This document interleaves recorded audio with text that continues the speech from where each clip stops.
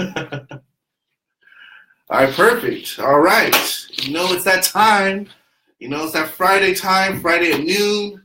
Welcome to the Qierre and Wesley Show. I am your host, realtor and author of the Blueprint to Successfully Selling Your Home, Qierre McGlory. Along with me, my business partner, my lender, my Mr. Money Man himself, and Axial Home Loan Sales Manager of Orange County, Mr. Wesley Oliver. How are you doing today, sir? Excellent. How are you? I'm doing well. So, man, Let's talk about the millennials, man. I mean, us poor millennials, us poor entitled millennials. This whole stigma around us. I mean, unfortunately, they consider us being the entitled generation. They feel that a lot of us think, like, hey, we go to college, we get our college degree, we come out. Why aren't we making six figures? Right. Why aren't we doing that? And it's like I said. I mean, it's a stereotype because we're not all like that. I'm a millennial. Mm-hmm. You know what I mean? But I end up becoming an entrepreneur. Mm-hmm. And I'm working hard, and I'm taking care of my family, and and I put my own fate in my own hands. Right. You know what I mean? A lot of millennials are like that. So I want to let you guys all know we don't believe all millennials are entitled people that feel that they got this degree and they can go and they are should be expected to make so much money. We're not all like that. So I know there's a lot of hardworking millennials like myself out there. So props to you guys. Well, I'm pretty sure every generation feels the generation coming behind behind them is entitled and all these other things. Mm-hmm, exactly. Probably since the Stone Age. Oh, jeez. You got a Gino. Why didn't I get a Gino, right? Look at them. Since they invented the wheel, they just been nothing but lazy and entitled. We invented the wheel. What did you guys invent? Yeah. So, as far as, let me just start with some statistics here. Okay. Just some numbers. Right. And I'll let you react to them. Yeah, for sure. And I started looking this stuff up. I mean, it's one of those situations where these things. Yes. But then when you actually see the numbers, like you understand the concept, when you see the numbers, you're like, wow, I had no idea it was like that. So let's start here. Okay. Homeowners are worth 40 times more than renters. So they have a net worth 40 times more than renters. Wow. That's a huge number. I didn't know that. Like I said, I mean, we all know and understand that a homeowner is going to have, I've said it many times, but when like I said, when you see the numbers, like, wow. Yeah, 40 times is a lot. Yeah. Here's another one. Mean net housing value, and that's what a home is, the value of a home is, minus any debt that is owed on the home. Okay. So that's increased 20% just from 2013 to 2016. Wow. Yeah, and then they haven't updated it for 2017 figures yet either. Right. So just in those 3 years, and we know home prices have continued to go up. Mm-hmm. So 20% increase, right? Mm-hmm. So in 2016, the average net housing wealth was $197,500. Okay. All interesting numbers. Yeah, for sure. Here's one for all you renters out there, especially in Orange County.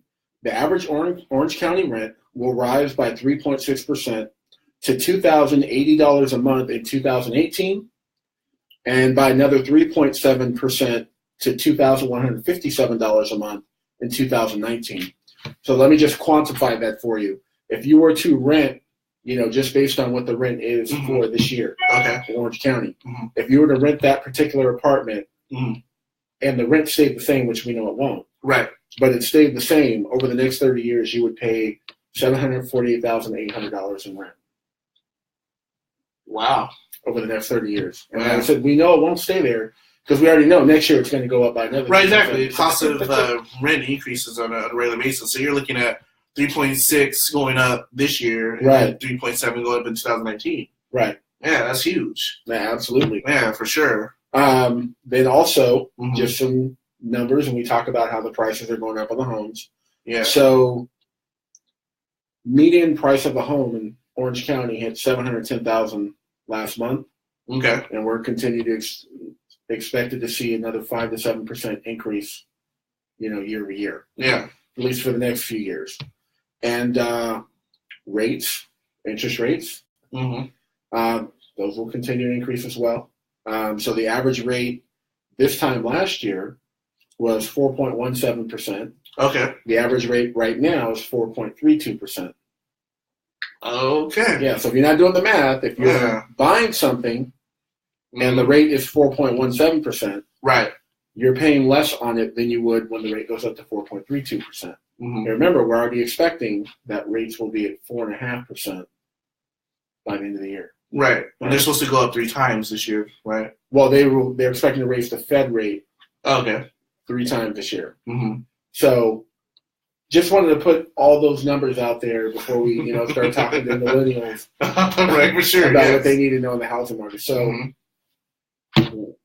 what do you think about all that? I mean, you need to take action now. I mean, it looks like everything that the cost of waiting is evident, right? Based on the numbers that you just provided, right?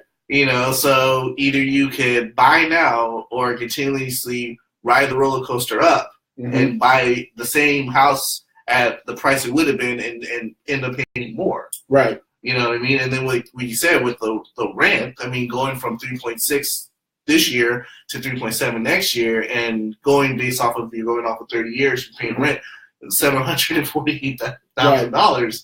I mean, that's that's a lot that you'd be paying for sure, definitely. Yeah. Yeah, and it just reminds me of something that someone told me a long time ago. It doesn't matter whether you own a home or you rent; you're still paying a mortgage.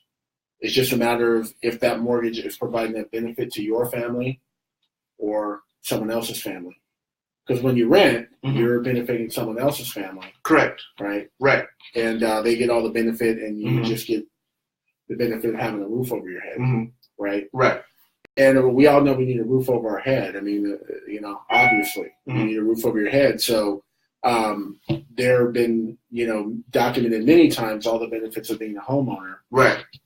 Starting from the fact that, you're building equity because the longer you own the property, the more you're paying down the loan amount, which creates equity. Then you're talking about the, the increase in value over time because of sales prices and whatnot. One of my favorite benefits of homeownership, speaking of the increases to rent, is you basically have a cost-controlled, housing situation. And I like that you brought that point, because I think when people are rich, I don't think people really think about the increases in the rent. You know what I mean? What a lot of people think about, it's like, well, I don't want to buy because I don't want to be stuck for 30 years. You know what I mean? Or I don't know what's going to happen in 5 years, me when I move or whatever. But you don't think that, okay, well, if you're going to be renting for, say, 17 years or whatever, you're going to be paying more and more and more. As opposed, if you bought a house, most of the time you get a 30-year fix. Right. So you have the same amount that you're paying each month. You know what I'm saying? So it's like, all right, my mortgage is $1,700 a month. Every month I'm paying $1,700. As opposed to my lease for this 12 months is $2,000, and then all of a sudden next year it goes up $2,200, right? And then so forth or whatever. So you're in a situation where you're constantly going to be changing. You're going to be paying more, and who knows? Your situation, maybe you may get a raise, so maybe that extra $200 a month doesn't hurt you, or maybe you're still at the same rate, and that extra $200 does hurt. You know what I mean? Because an extra $200, I mean, something that you weren't counting for, could definitely affect your pocket.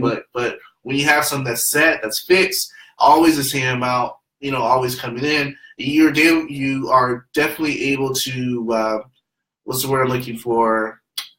It creates more stability, I guess, because you already know. It's like, all right, I'm going to pay $1,800 this month because that's what my mortgage is. It's always going to be that. You're never going to get a bill saying, oh, hey, we're going to have to charge you $1,900 a month this month because of such and such, or we're raising your mortgage. You don't have to worry about that. You don't have to worry about them raising your mortgage because you have a 30-year fix, which most people do. Right. So, and then the other thing is, too, not only do you have that stability of the mortgage payment, but my favorite part about the whole situation, so we talked about how much you would pay 30 years from now in rent. Right. Here's the thing, though. 30 years from now, if you're still renting, the rent goes on. The rent continues. Right. Right? Yeah, the mortgage, you don't pay off the rent. No. The mortgage, on the other hand, 30 years from now, As long as you haven't refinanced, you haven't done anything different with your loan, and you've made your payments on time, and you're in a 30-year fix, 30 years from now, that payment goes away. Yeah. That goes away. So you literally have the housing, you still have a roof over your head. Correct. And, thousands more in your pocket every month. Yeah. I mean, that's pretty cool. So my thing would be, because when you hear or read a lot of the articles as far as like millennials in the housing market and whatnot, you hear things like, well, they don't want to be tied down. They want freedom of movement, flexibility, things like that. And so what I would say is awesome. You know what I mean? That's why when you go out there and you consider to purchase your first home, maybe what you would want to do is also look at it as a potential or future investment property. Right? Okay. So as you're looking at it, and I was just dealing with someone on this the other day, you don't want to just be looking at it through your lens. You also want to consider the lens of someone who might need to rent your property out, some years later. Right. So some of the things that you might want to consider when we talk about that is, how close is it to shopping or shopping centers? How close is it to schools? What are the ratings of the schools in that particular area? How close is it to the freeway? Because people are going to have to commute to work, things like that. Even how close is it to, a gym?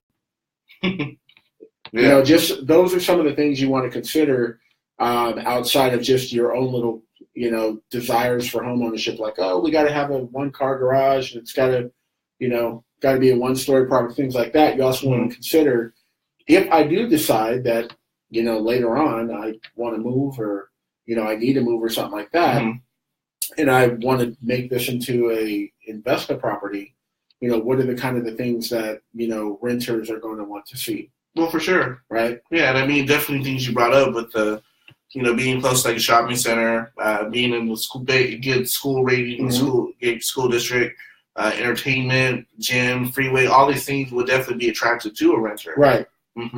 Yeah. So, definitely consider that part. And then also the other side of it as well, if you do decide to move,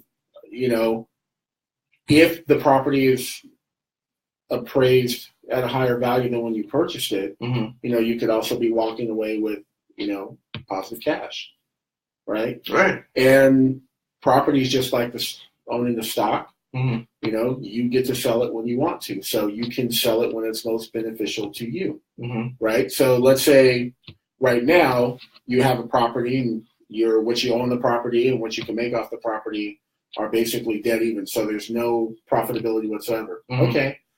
Then you can hang on to it for another 5 years. Maybe 5 years from now, you go look and, oh, wow, it's worth $100,000 more. Then you can sell it at that point. Yeah.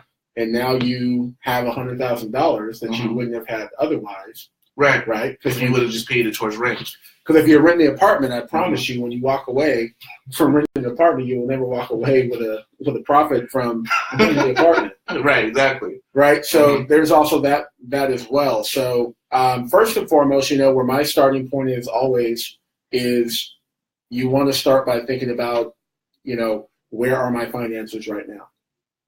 Especially for, younger people, because most of them, or quite a few of them aren't really looking at their finances on a minute basis like that. Oh, for sure. And a lot of people aren't in general. Right, exactly. I mean, you don't think about it. It's like, $10, for Starbucks this morning, and all of a sudden you go out to lunch, right. $20 there, or you're going out to dinner, $100 there, you decide to, do whatever. It's like $10 there. You don't think about these things, just because they're miscellaneous. It's like, oh, well, I don't do this all the time. Right. You know what I mean? Yeah. So most people are just looking at their finances through the lens of, are my bills paid at the end of the month, and do I feel like I can do enough of the things I like to do with whatever money I have left over and feel good? Right. So if you like to go still have a life. Yeah. Can I still go to dinner a couple times a month, or go catch a movie or something like that, and are my bills paid? Right. So you want to pay attention to the detailed version of your finances and get an understanding of where you are and what needs to be done, and what is going to work best for you financially, especially when we talk about the affordability of the home, Mm-hmm. right? Because the affordability, it's not about how much credit you can qualify for, but how much you can reasonably tolerate given your current income and stability and expected future income, things like that, Mm-hmm. right? So you also want to view it through that prism. So just because you talk to a loan officer and they say, Mm-hmm. hey, you qualify for a $3,000 a month payment, that doesn't mean you should run out and sign up for a $3,000 a month payment. Well, right, because they're not taking into account maybe you enjoy to have date night every Right. other week or something like that. Mm-hmm. They're not accounting for that, or hey, maybe you only eat, certain types of food or whatever, so then you end up spending this amount, Right. because you have a particular diet or whatever, so Mm-hmm. you typically spend more. Or hey, my kids play every sport under the sun, so I'm usually spending at least $300 or $400 a month for them, Right. based off of different sporting equipment and stuff like that. Or hey, you know what? My kids actually go to private school, Mm-hmm. so I actually pay between both of them $1,000 a month for their school. Right. So these are things that they're not normally taking into consideration, right? And the other thing is like overall just rent shock. Mm-hmm. You know what I mean? Because if you're somebody that is paying $2,000 a month in rent, Right. and then overnight you're paying a $3,000 a month mortgage, Right.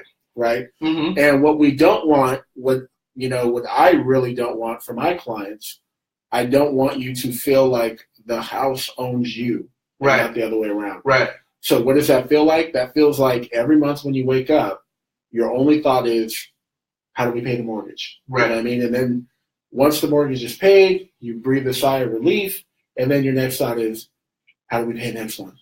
Right. You're pretty much your life is revolved around paying your mortgage payment. Right. And we don't want anyone in that particular situation, Right. because home ownership should be enjoyable. It should be beneficial. Exactly. And like I said, if your every stress is about being able to make the mortgage payment for that next month, Mm-hmm. certainly we don't want you in that situation. Correct. Right. So you want to make sure that you're within a reasonable payment range, because I can tell you this as well, you're probably not going to be able to buy something that is going to have the same payment as your rent payment. You're going to have to take a step up to a certain degree. Right. Probably, a few $100s. And that's depending on what area you want to live in, what type of property, things like that. Mm-hmm. So you might be able to do that if you're renting in Orange County and then you go buy like a 2-bedroom house in Lake Paris. You can keep that. Yeah, you payment. can probably keep the payment. Yeah, Right. for sure. Yes. Yeah. Right. But if you're living in Orange County right now and you're going to buy something in Orange County right now, then, your payment's going to go up. Easily. Yeah. Mm-hmm. Because if not, why would anybody rent, right? Right. Exactly. So, Exact same thing. They're just swapping. Exactly. Right. So you definitely want to make sure that you're taking on a payment that is going to be, something that's comfortable for you. Realistic, but comfortable. Mm-hmm. And the same thing with the property. I've had so many people in the past, they contact me to get pre-approved and start dealing with all the numbers. And in their mind, they're going to buy a single-family residence in Orange County. Mm-hmm. So once we do all the numbers and I tell them what they qualify for, they understand they're going to have to buy a condo, right? And the number of people I've come across have said, well, I don't want to live in a condo, And I'm like, so what do you live in now? An apartment? Oh, so you live in a condo that doesn't benefit you in any way, shape, or form. Okay. Okay. And don't get me wrong, I understand the stigma. It's usually, well, I don't want people above me. I don't want to deal with that HOA. I heard HOAs are horrible. Right. They won't work with you if you want something changed or you need something fixed. They'll never answer your calls. Yes, I get those complaints as well. Yeah, but it's like, well, if you're going to keep renting somebody else's condo, Right. it doesn't make sense. Mm-hmm. I'm glad you brought up the HOA thing as well, because that's something even as someone who purchased their first property and I had the HOA, when I got my first property, I didn't really understand what an HOA was. And I know talking to potential home buyers, a lot of people don't. Mm-hmm. Because initially it just sounds like it just sounds like a fee that you're paying. Exactly. That's exactly what it sounds like. It's like HOA fee is $330 or $350 or whatever. These are Orange County HOA numbers, so I'm not just pulling them out of the air. HOA normally is about $330, $350. Right. That's usually the number. But yeah, that's what most people look at. They just associate that HOA fee $300 to $50. They think of it's more of like, hey, well, this is a fee for me just to live here, but there's actually some benefits of having an HOA. Yeah, and like I said, it feels like it's just something you pay to be part of a club. It's correct. It's like a gym membership. Yeah, exactly. Right. For a condo owner. Yeah, exactly.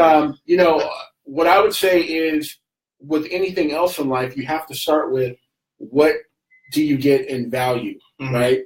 Not all HOAs are created the same. Correct. They cover certain things. So as you're looking at properties, you should always ask, what does the HOA cover?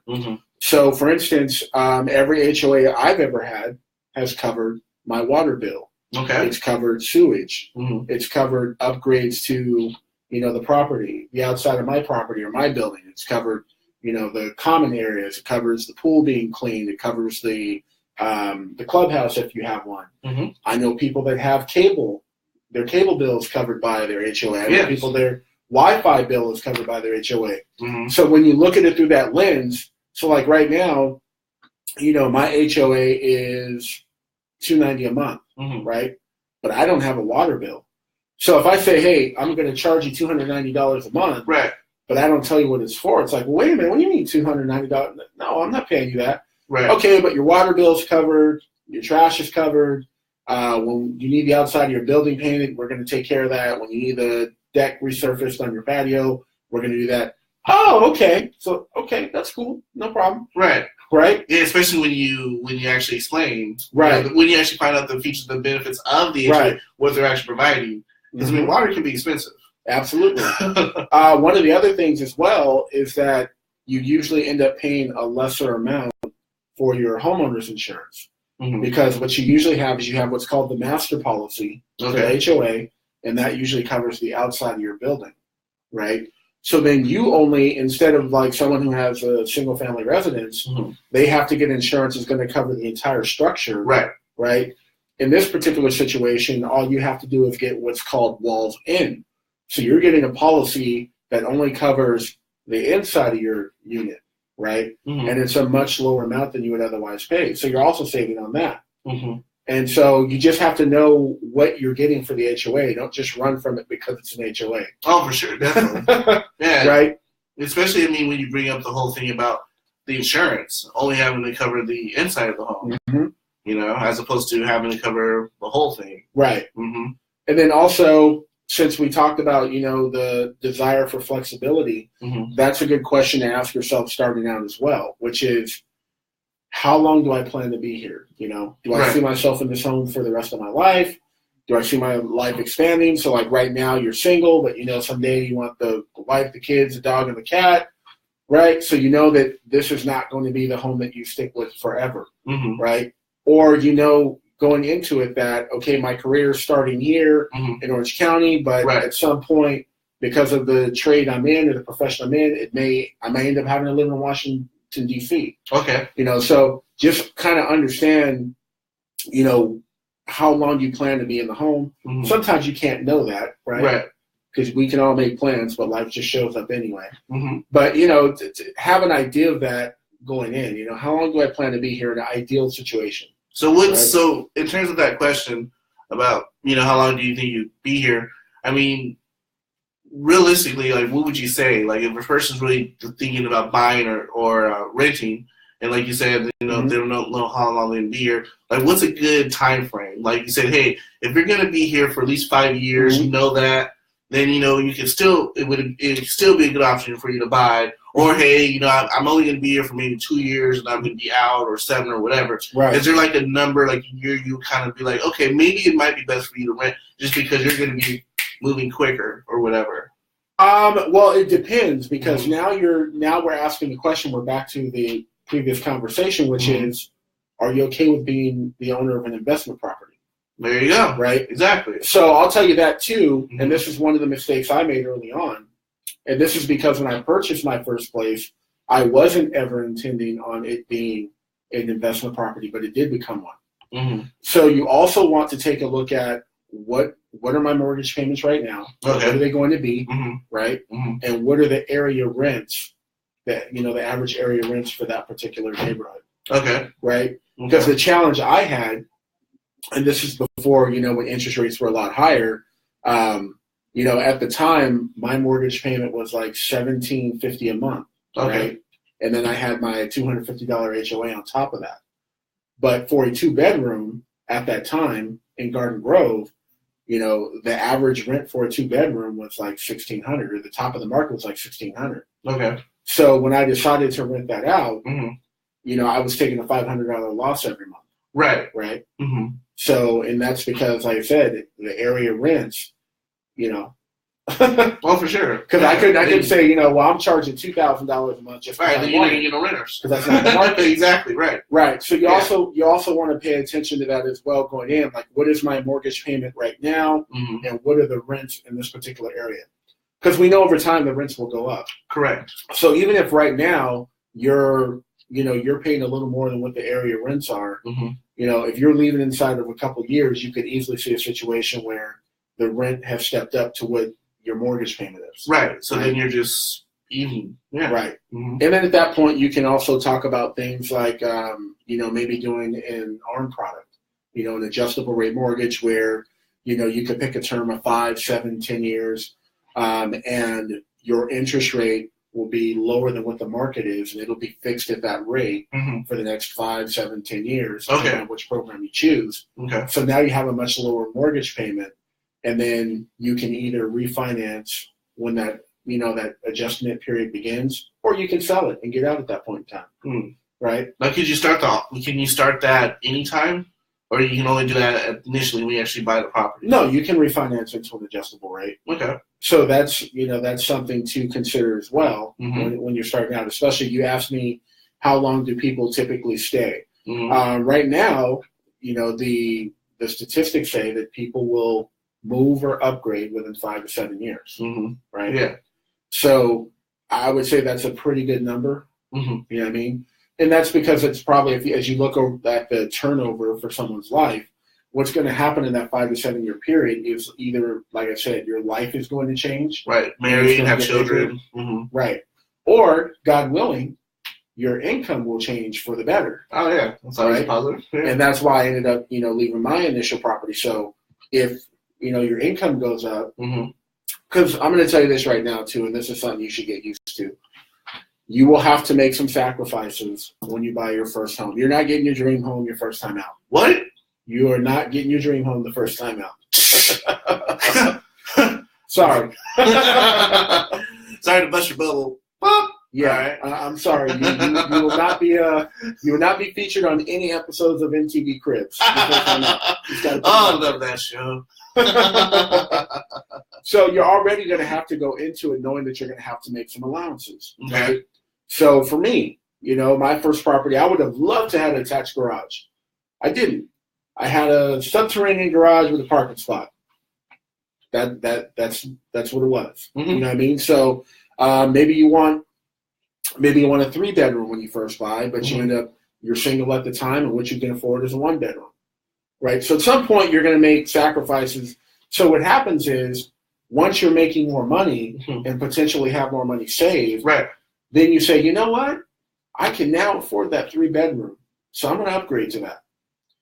So that's another reason why people tend to take a step up, than 5 to 7 years, right? Okay.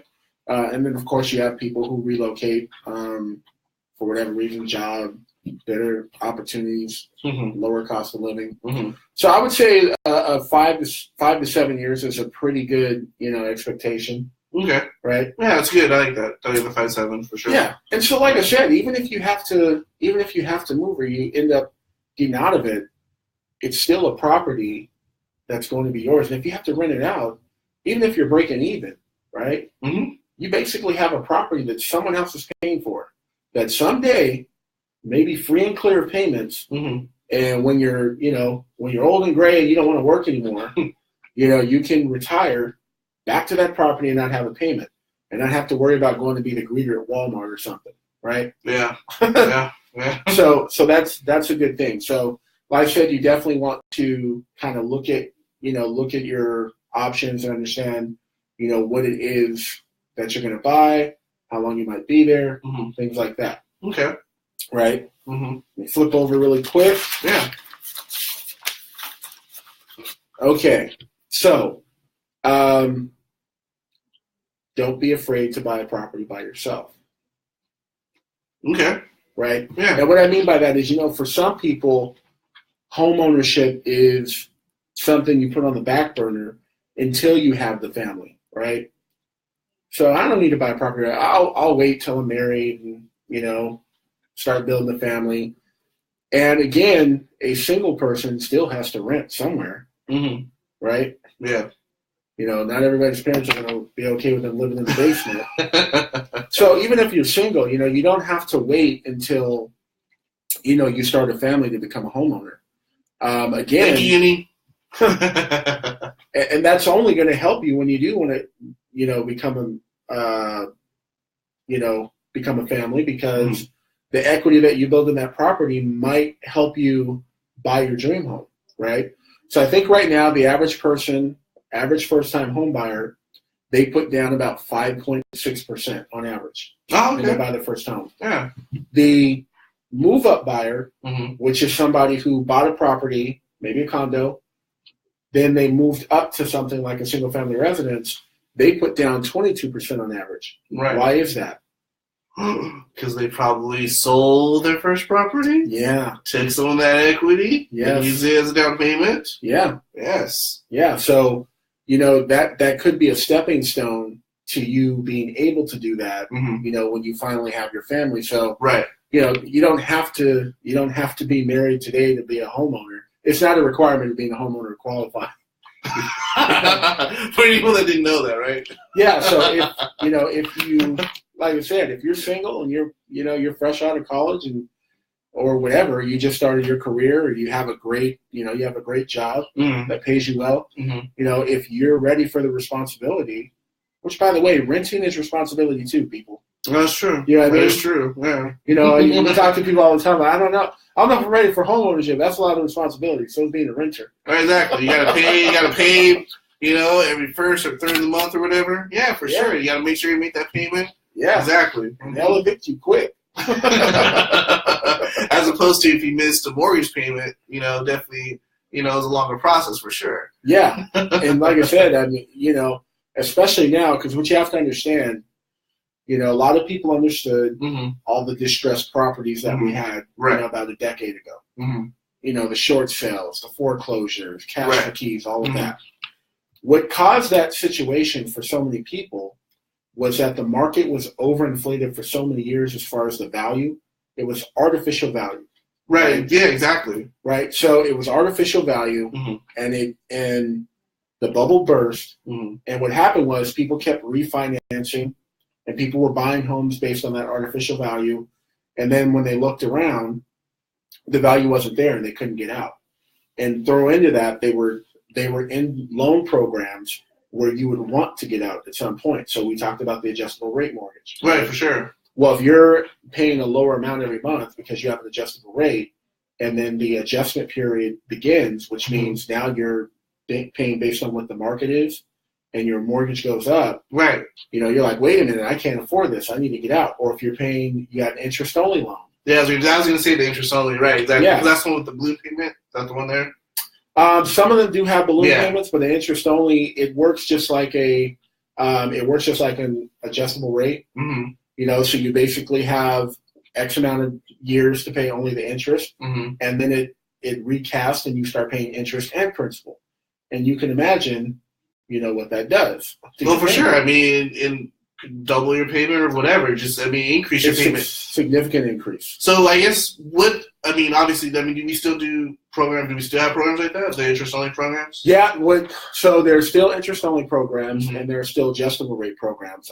But what we've done is we put seat belts on them, safety constraints. All right. So, for instance, I'll just give you a quick example. So the adjustable rate mortgage, right? Right now, for you to get that adjustable rate mortgage, you have to qualify at an interest rate 2 percentage points higher than the initial start rate. Oh, okay. So if your adjustable rate is going to be 3.5%, if your starting rate is going to be, say, 3.5%, your income has to qualify you for a payment based on 5.5%. Oh, okay, that's great. Right? Yeah.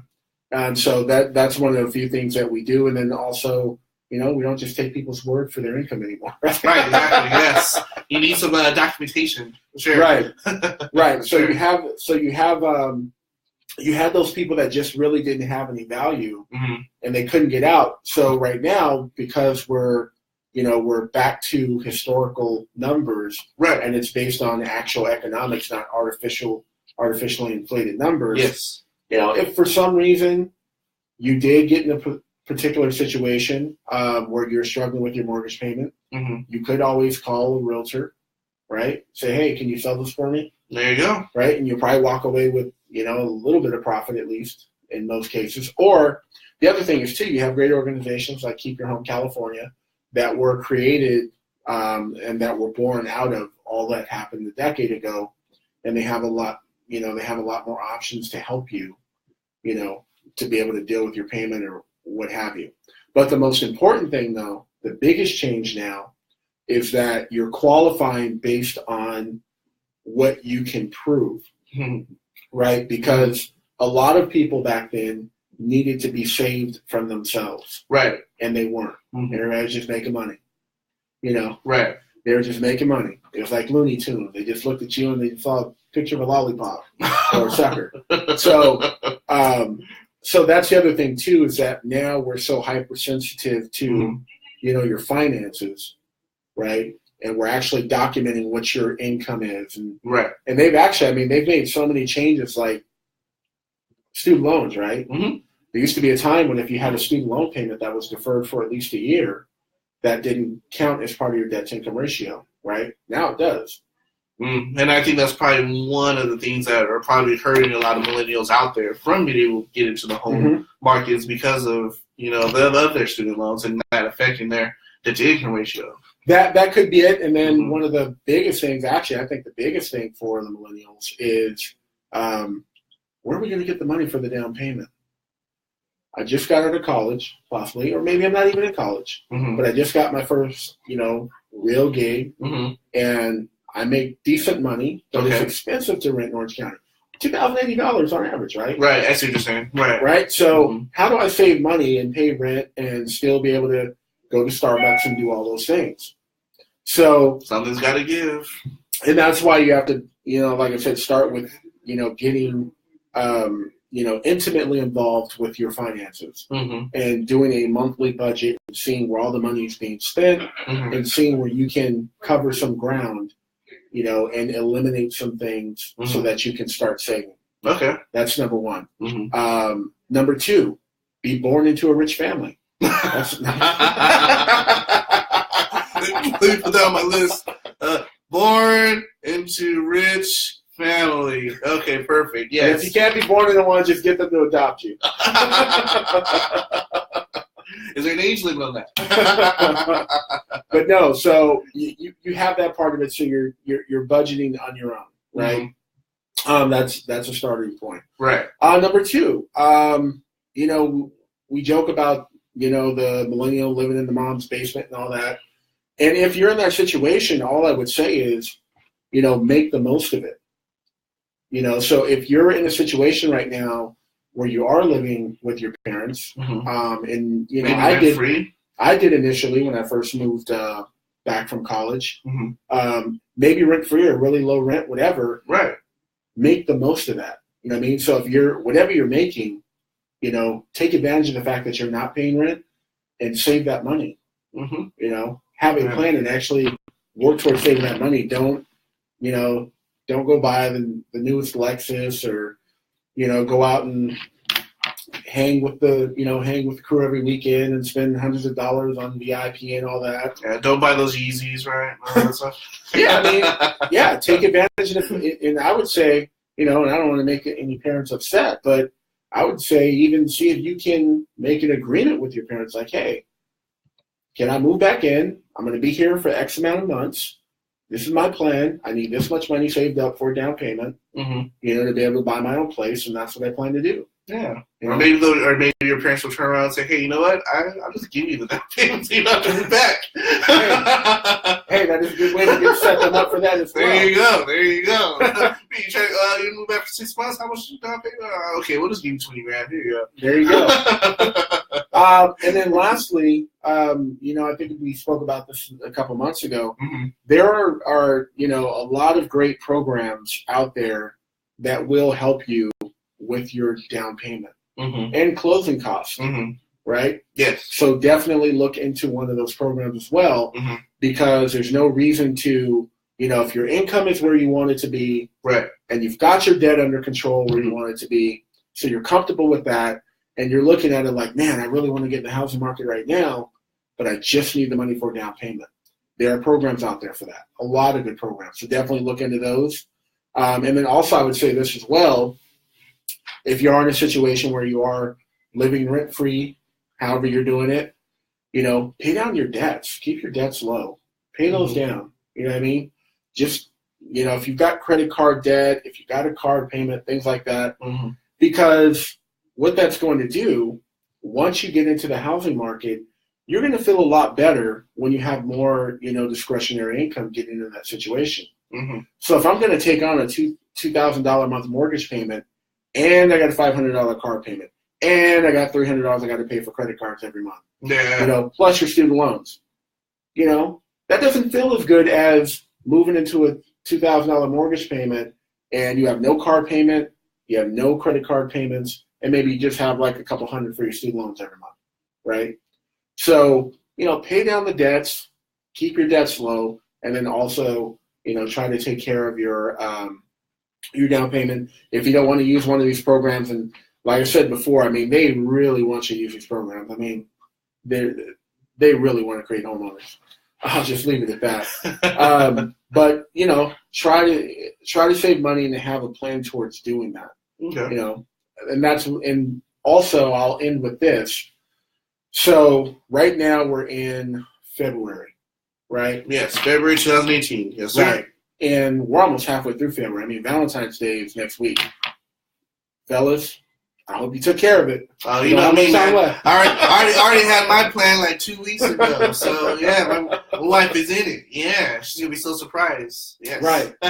So before you know it, it's going to be holiday season again, right? So one thing we know, just historically with real estate, specifically in our area, is during the wintertime, right? That's when you tend to see more properties that, a single or just a couple might want to buy, like condos. Those tend to come on the market more, or you see those more available in the winter, right? Right. So I would say, lastly, knowing that, don't be in a situation when you're getting ready to get ready. Let's figure all this stuff out now. Because my philosophy is if you stay ready, you don't have to get ready, right? So the sooner you have all this information and the sooner you're pre-approved and all that, what it does is it gives you options and flexibility, right? So I'll give you 2 examples. Potential home buyer A, he has done nothing with his finances, hasn't looked at anything, knows he wants to buy a home, goes out over the weekend, starts looking at homes, wants to put an offer in on one, right? So he calls a realtor, right, out of the blue. Hey, I want to put an offer in on this house. Okay. Perfect. All right. Tell me about your financing. Who's your lender? Well, I haven't done any of that yet. Okay, well, you got to get all that done before you can actually submit an offer. Okay, so he goes Monday, talks to some lender or whatever. They're putting a rush on everything, gets all his documents in, gets the pre-approval done. Okay, I'm ready. I got it. Let's go. The home's off the market already. We can maybe put you back. Yeah, it's already in escrow. I'm sorry. Yeah, but we can see if we split an offer and possibly be in backup status. Right. Now, home buyer B, right? She has no plans to buy anything until October, but she likes to go out every week just to see what's on the market, see what's available. Goes out. She's done her pre-approval and everything. Finances are in order. She sees a home she absolutely loves. She calls her realtor, hey, I love this home. I didn't think I was going to do anything till October, but I want to submit an offer. Okay, perfect. Let's write up that offer right now then. And it's perfect because you're already working with Wes. I already know you got all your information and everything together. Right. Qierre submits the offer. Offer accepted. She got into a home for less than it would have cost if she waited another 9 months. Correct. She got into a home for a lower interest rate than it probably would have been if she waited another 9 months. Yes. But the point is, she was able to do that because she was already ready to go. She had her ducks in line, right? Right. So, even if you think you're not going to buy for the next year, get as much information as you can right now and get an idea of where you are financially. Because if there's some issues with your credit, those things take time to figure out, right? And so if you need to make, if you need to save more money, or if you need to eliminate some debt to qualify for the type of property you want because your debt-to-income ratio is too high, these things all take time. It's not like I'm going to tell you, hey, you need to pay off a $2,000 credit card and you're going to go to work and your boss is just going to give you an extra $2,000 to do it. It may require a situation where you actively say, you know what, I need to cut about $200 out of Starbucks every month, and I'll put an extra $200 toward paying off that debt, right? Yeah, for sure. So a little cheesy big. So these things take time, and this is why, like I said, the sooner you have the information, the better. I've never seen a situation where somebody says, you know what, I'm glad I got this information a lot later. Right? I don't care if you're talking about your health. I don't care if you're talking about... Thank you, Maxine. Thank you. Whether it's your health or what's going on in the housing market or, what's going on with the family, whatever it is, the sooner you get information, the better it is because you have more time to adjust and to do something about it. So there you go, millennials. There's your blueprint. Oh, I hope you guys are taking notes, and don't forget and don't worry. I'm going to keep this up so you can always replay it as many times as you need to make sure you get that information. And I actually had a conversation with Wes earlier this weekend. We actually are planning to put together a first-time home buyer seminar next month.